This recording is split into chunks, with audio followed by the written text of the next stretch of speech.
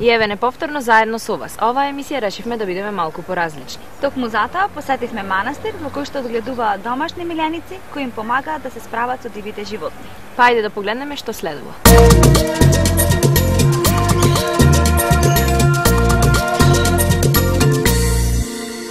Моментално се наоѓаме пред манастирот Свети Јован, кој што се наоѓа во селото Слепче. Тука сме да ги снимиме шарпланиците кои што ги одгледуваат монасите што живеат во овие прекрасни конаци.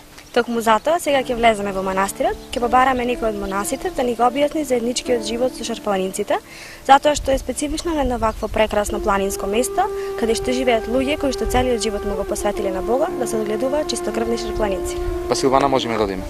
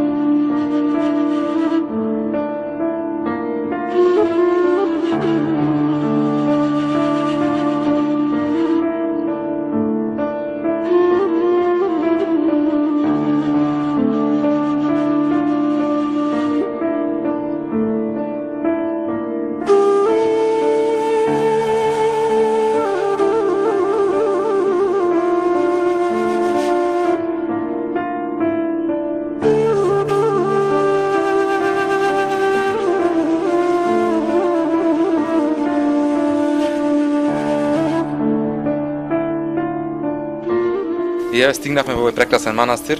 Со нас е отец Авроси, да ви се заблагодарам што ни дозволивте да снимаме во овој манастир и пред се да му се благодариме и на отец Серафим затоа што ни даде благослов да ги снимаме и кучињата. Прво би те запрашал каков е животот тука на монасите пред да почнеме со кучињата и кажете нешто повеќе за манастирот. Така. Најнапред да ви позакам добродојавте во манастиров Свети Јован Крстител Слепче, така сме познати. За манастиров нема што многу сега моментално се каже за животот, бидејќи сите сме посветени на надворешни изграда манастирот. Во врска со оној монашки живот, моментално тоа останува за понатаму да се тоа доградува. Останува тоа најнеопходно, држање служби во недела, исповед на верници што доаѓаат, што не посетуваат. И преостанатите денови ги користиме за изграда на оној конација што изгледаме овде, за обезбедување надворешни услови за живот во манастирот. Отец Авроси, кажете ли дали манастирот е често посетуван од страна на верниците и дали им дозволувате да ги видат шарпланиците? Така, манастирот го посетуваат најмногу во недела, кога ги држуваме службите, литургијата кога за исповед доаѓаат и доколку појават желба за да ги видат кучињата, секој си дозволува. Дали може да одиме да ги видиме кучињата? Секој. Ви благодарим.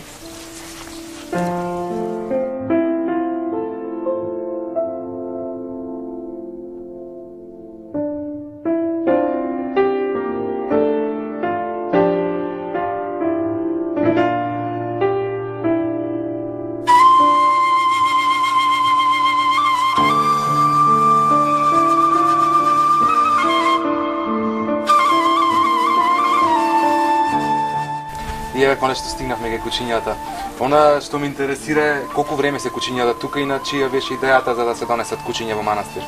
Така, кучињава се стари 3 години, овие двете што се, овој помали од 2 години. Идејата е заради потребата на манастирот, бидејќи сме овде во планина, и имаме економија, чуваме стока и дивечот доста слегува, така да потреба ми навечер да ги чува манастирот од дивеч. Така потребата го менат одговорни од Серафим што ги беше донел за. А дали го чуваат манастирот? Има нешто случајно? Па навечер не знам, секој го чуваат, така тоа е инстинктот ми да ви чувај. Значи имате само овие три шарпаници. Да, моментално, да. Кажете ни каков е нивниот карактер со оглед на тоа што живеат во една ваква средина, на планинско место, дали се агресивни? Па, вака спрема непознати да, но карактерот е како природа, тоа што и особината, значи, таа нивна раса што е, да бидат, значи, чувари. Да. Агресивни кога има потреба, иначе вака спрема посебно спрема. Па со нас е прилично добри, мирни, како се гледам. Така, да. А ме интересира исто така, не знам тука дали имате секојдневно служби или имате еднаш неделно. Еднаш неделно. Еднаш неделно. Како реагират на бењето на камбаните? Па има една специфична реакција, значи како виење на волти, нешто такво нешто. Значи како пеење нешто такво. Не би требало да му сметаат. Не. Како што кажавме во несврзан разговор зад камерите, дека овие кучиња имаат педигре. Како што и гледам се добар изложбен квалитет. Сигурно многу од нашите гледачи ќе бидат заинтересирани, доколку имаат женка да донесат да се спари со еден од овие мажијаци. Дали тоа е изводливо? Па да, мислам може, само треба да се побара благослов од отец Серафим за да се. Значи за тоа треба да се праша отец Серафим. Да. А со што ги храните кучињата? Па моментално со домашна, значи храна како што можеме, значи имаме услови. Им давате купечка храна во гранулација или? По некој потреба, значи ако има некој здравствен проблем, нешто за да се закрепи, нешто нака со домашно, со млеко до фармата и лепо. Значи знаете дека не треба зачини, значи солено, благо. Не. Млеко обично и лепо, основно. Со оглед на тоа што имате многу обврски околу манастирот, кажете ни колку внимание можете да му посветите на кучињата? Па да, кога сум премногу зафатен, значи останува само за исхраната да посветиме, а кога со ослободо некој пат, мислам, по слободно време, може да се прошат така на црн теренот, да се така се обрати повеќе внимание. Моментално само на тоа. А како се викаат овие прекрасни шарпланинци? Башки, значи, овој жолтиот е Бак и другиот е Оскар, а женка во средина е Джесика. Добро, исто така ни кажавте дека имате легло во Жилча. Да. Дали може да одиме таму за да го посетиме тоа легло? Секако. Благодариме и ова е стварно македонската гордост, шарпланиница, затоа што потекнува од овие простори. Баш ни мило што се гледува на ваков преубав дел.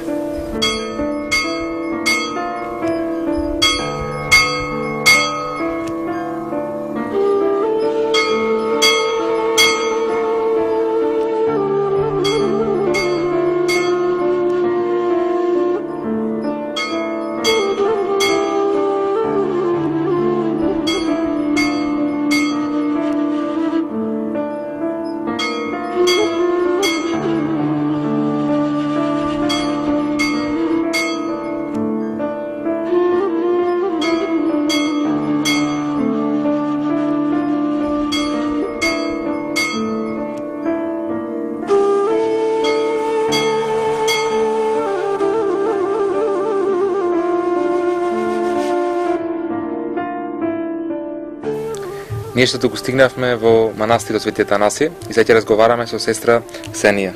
Здраво и благодарам за топлото добре дојде. Пред малку бевме во машкиот манастир кој што се наоѓа на целото Слепче. Зборувавме со отец Авроси.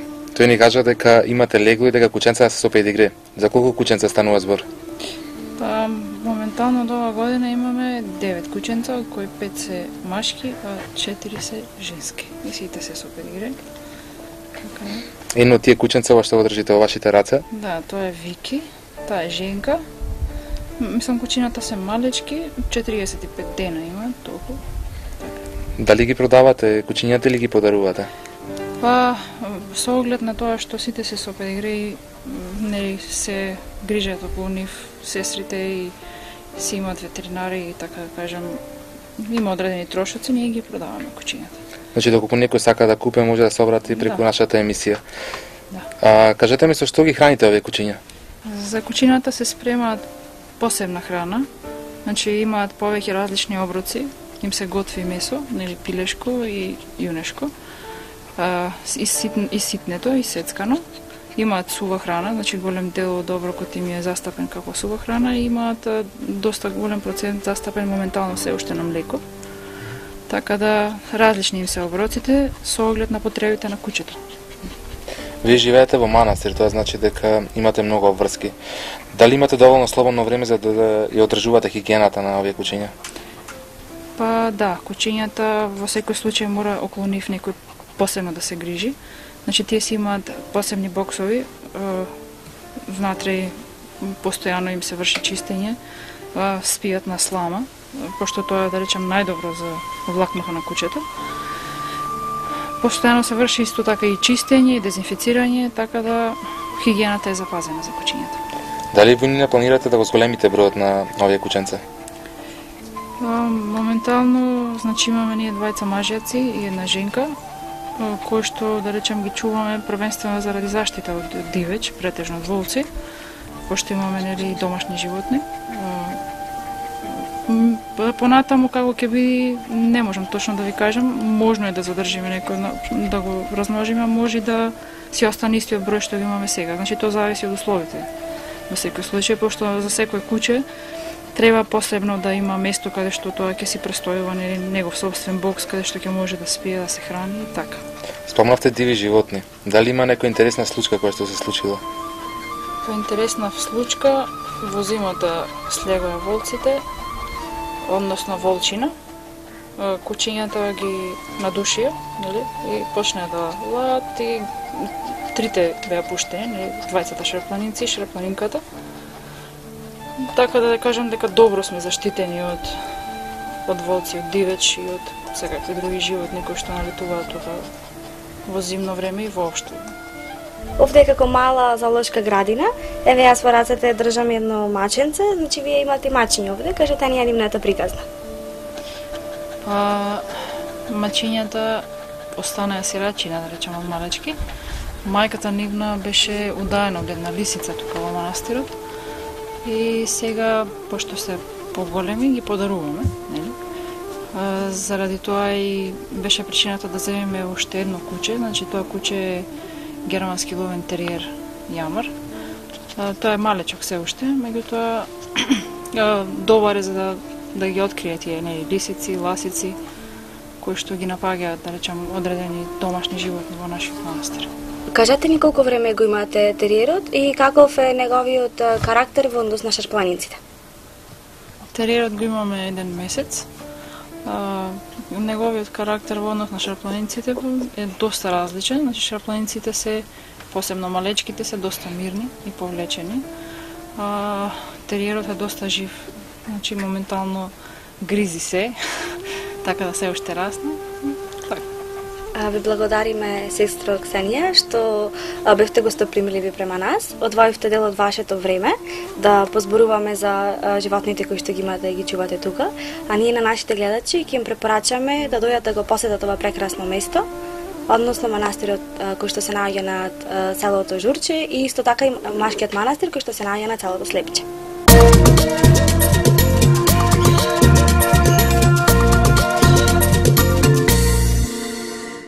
Питбулите ги знаат како лоши куќиња кои напаѓаат. Ние сме тука да ви кажеме дека тоа не е така. Во наредниот прилог ќе дознаете зошто.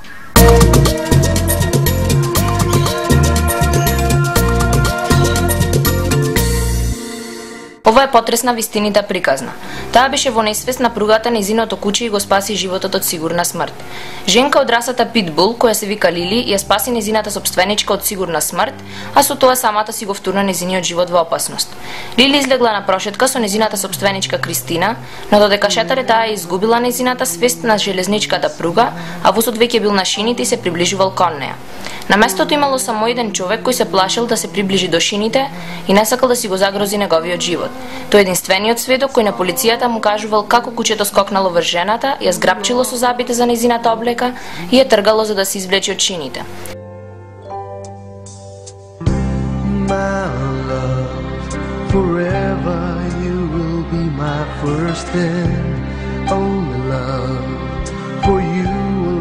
I'll give my everlasting love. I promise you, you'll always be. Веднаш само што пристигнал возот, се слушнал удар, па човекот мислил дека возот ги прегазил и жената и кучето. Но возот застанал и се видело како жената лежи настрана, целосно неповредена, а нејзиното куче било тешко повредено на десната предна нога и на некои места на неговото тело.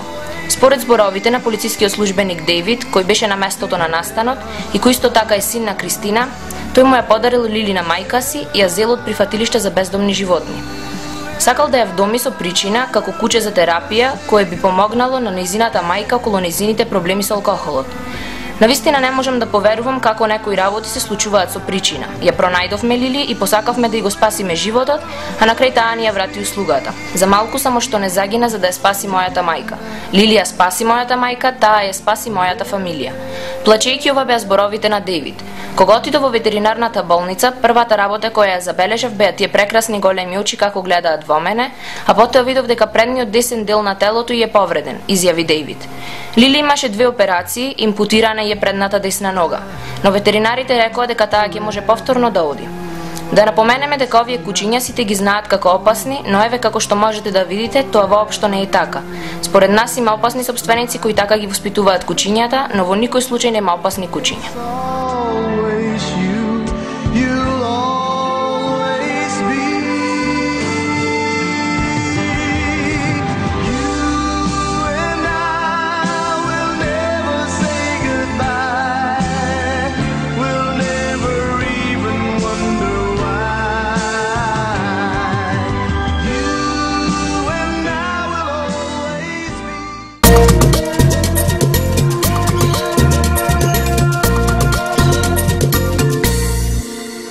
Гостинка во емисијата Пријатели е на наша позната битолска пејачка.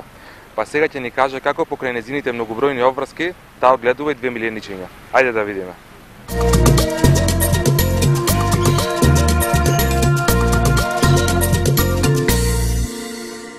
Наша гостинка е битолчанката Татијана. Таа е маđена во Охрид, но како што незината песна кажува, таа е и останува наша битолчанка. Здраво Татијана, како си?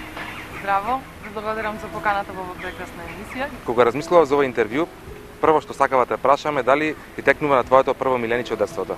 Прво милениче, да ви кажам, имав многу миленици кои што имав баба и дедо на село и таму одевме, така да не се знаеше бројот на миленици кои што таму ги имам. Започнав со нив од жаби па до мачиња, кучиња и така натаму. Се сеќавам кога прв пат се запознавме во едно битолско кафуле и кога те прашав дали имаш милениче, ти ми кажа дека немаш и тоа е поради тоа што имаш проблеми со комшиите. Кажи ми зашто станува збор? Додека бев тука во Битола, порано во детството чував мачки и кучиња, но повеќе мачки. Не можев да ги одржам во живот затоа што комшиите, некои од комшиите користеа некаков си отров за не знам зашто беше, дали за мачки, дали за глувци, конкретно не знам зашто беше. Не ги труја, значи како што земав да одгледувам некое маче, по некое време, по една година исчезнуваше или пак ми умираше во дворот, така да уште еднаш не си дозволив да земам, така да одгледувам животинче кој што ќе ми се врзи за срцето, а потоа ќе треба туку така да го заборавам. Како што кажавме, моментално си маđена во Охрид. Па таму чуваш не едно, туку 2 миленичиња. Кажи ми нешто за нив. Кога отидов во таа куќа, да речам, каде што се мажи, кај ми веќе го имаја Бруно, тој е сибирски маламут, така. На возраст од 3,5 години. Го чуваме надвор во голем бокс, не знам тоа како да ви го објаснам. Во голем бокс го шетаме, редовно ги прима сите вакцини. Иако не е дресирано куче, нема некаков си тренинг досега одржано, многу е послушен со тоа, значи не мора многу да се трудите да му објаснувате некоја наредба, тој веднаш ја слуша, ја извршува. А другото милениче кој е наодамна, значи само 1 месец е кај мене дома, е моето маче Бела. Тој е на возраст од 3 месеци сега. Многу игриво, прекрасно маче, мешанка од ангорка, Бело. Едноставно исполнет ми е домот сега, затоа што си имам милениче и дома, можам да си дозволам. Времето многу повеќе ми лета кога се дружиме, значи дома. Занимација му е и миленик не само мене, и на целата куќа, значи. Знам дека повеќе сакаш мачиња од кучиња. Дали тоа значи дека мачето е твое, а кучето на твојот сопруг? Двете се мои, јас не ги давам и двете.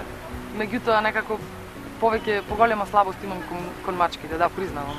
Дали е тешко и покрај твоите многобројни обврски да чуваш миленичиња? Не ми е тешко затоа што дома има други луѓе, значи свекор ми, свекрва ми, јас и мојот сопруг, како што ви е познато, имаме доста работа и доста патувања. И кога не сме дома, обврската им ја оставам на свекорот и на свекрвата, кои што радо ги исполнуваат тие обврски. Веќе тоа име навика и пред јас да отидам таму во таа куќа. Колку време им посветуваш и кажи ни како ви поминува еден ваш вообичаен ден? Вообичаен ден, значи сега кога се мажи во Охрид, помалку шетање, затоа што имам помалку познанство и многу добро ми дојде овие миленици. Кога сум дома, целото внимание, значи, затоа што мачето е веќе нели дома, што и да работам, мачето е до моите нозе долу. Каде и да застанам, каде и да седнам, тоа е до мене. Значи, голем дел од времето му посветувам и него и на куќето, нели досега беше убаво времето. Голем дел од денот седевме надвор, така кога одиме на патување, така си имаат за мене. Кажи ми, дали има некоја невообичаена случка со твоите миленичиња која ти останала во сеќавање? Невообичаена случка, па не е баш невообичаена, тоа е за мене вообичаена. Случка, значи секогаш кога бев уште од помала, кога шетавме некаде низ градот со мајка ми, и секогаш ќе ми велеше, аман Тања шо преш. Кога и да шетавме некаде, зад мене имаше по барем 3 куќиња. Значи знаев секаде во низ Битола од уличните куќиња, значи повеќе да напоменам дека повеќе внимание им обрнувам на тие обичните улични куќиња, него на оние кои што се згрижени веќе во некој дом. Разбирате, и на кои што некој им го бери гајлето. Сега секогаш кога одев некаде, значи знаев кое куќе се наоѓа во таа мала, кое куќе скитник се наоѓа во таа мала, и секаде каде и да одев, така ќе го погалев куќето или нешто, и нормално, нели, верни другари се куќињата, секогаш одеа по 2-3 по мене. Во последниот твој спот беше и куќето, но тоа беше многу малку. Кажи ми зошто е тоа така и дали планираш во некој иден спот да има и други миленичиња? Во тој спот Бруно беше многу малку застапен, затоа што беше многу возбуден, дека снимавме покрај вода. Значи не многу често тој одел покрај вода, беше многу вознемирен, возбуден и многу ме тргаше, така да тоа не изгледаше убаво јас цело време да трчам по него наместо да го шетам. Меѓутоа еден краток дел така го успоривме и ја дадовме на убава слика на куќето. Во минатото имам сликано една фотосесија со Дарио Јанковиќ, со едно прекрасно куќе доберман Дарија, кој што сега снимателот ми кажа дека починало, меѓутоа тоа беше, ги го одживеа своето, значи. Многу убава фотосесија, доста успешна. Им се допадна на сите, да речам, и новинари и други луѓе. Во иднина планирам, веќе имам преговарано за фотосесија во Охрид, како што знаете, во лето оние питони што ги прикажуваат таму на нивното шеталиште. Планирам една фотосесија со нив. Така, со некој друго животинче поинтересно, исто така би снимила. Дали би планирала да чуваш некој екзотично милениче и доколку сакаш, што би било тоа? Многу сакам игуана и алигаторите би сакала да имам. Меѓутоа тие кај нас, ајде игуана имам видено, меѓутоа алигатор не верувам дека тука некако лагодно би живеел.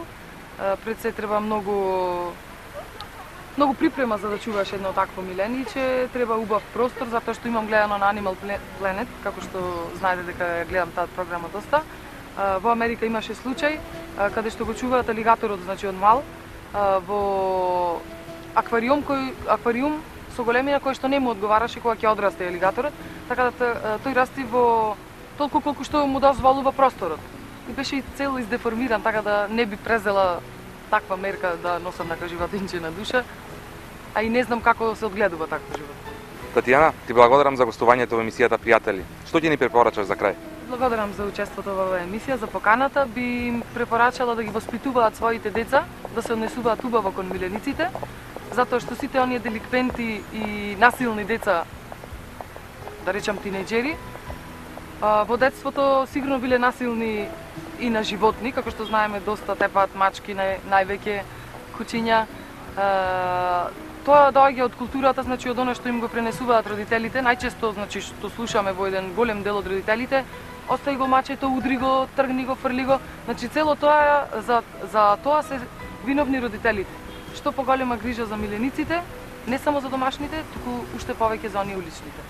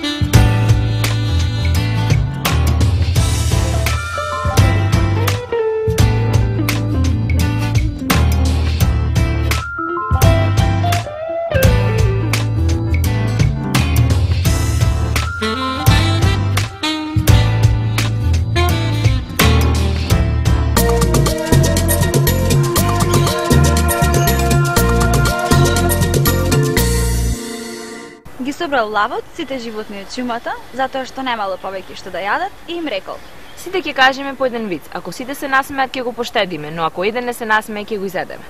Прв бил волкот. Тој кажал многу глупав виц, токму затоа и го изеде. Втор бил зајакот, кој кажал многу смешен виц, сите се изнасмеале освен желката, па така го изели и него. Трета била мечката. Таа кажала толку глупав виц, што никој не се насмеел освен желката. Тогаш лавот ја запрашал: "Зошто се смееш на толку глупав виц?" Затоа што дури сега го сватив вицот на зајакот, одговорила желката.